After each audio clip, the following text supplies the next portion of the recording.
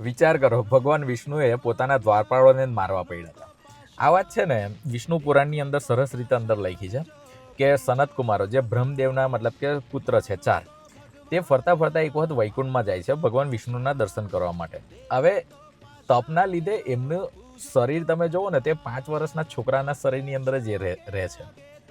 તો એમના જે દ્વારપાળ છે વિષ્ણુ ભગવાનના જય અને વિજય તેમને રિક્વેસ્ટ કરે છે કે અમારે વિષ્ણુ ભગવાનને મળવું છે, પણ જય અને વિજય એમને અંદર નથી જવા દેતા.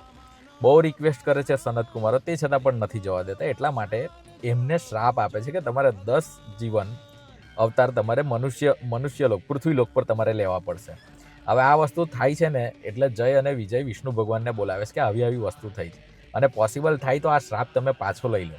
પણ વિષ્ણુ ભગવાન કહે છે કે આ શ્રાપ રિવર્સેબલ નહીં થાય કારણ કે સનત કુમારોનો શ્રાપ છે. તો એની અંદર એ વસ્તુ આવતા એવું થાય છે કે તમારે 10 જન્મ જો ના કાઢવા હોય ને એઝ અ મનુષ્ય તો તમારે રાક્ષસ રૂપે કાઢવા પડે. તો એ જે 3 જન્મ હતા જય અને વિજયના તે કયા કયા છે તે હું તમને કહું. તો સૌથી પહેલું તો હિરણ્યાક્ષ અને હિરણ્યકશિપુ. બીજો જે અવતાર છે રાવણ અને કુંભકર્ણ. અને ત્રીજા છે શિશુપાલ અને દંતાવક્ર. આ જે 3 અવતાર છે તે 3 અવતારની અંદર ભગવાન વિષ્ણુ આવીને એમનો સંહાર કરે છે અને એમને આ ફાઇનલ યા શ્રાપમાંથી એમને મુક્ત કરે છે. ઓમ નમો નારાયણ.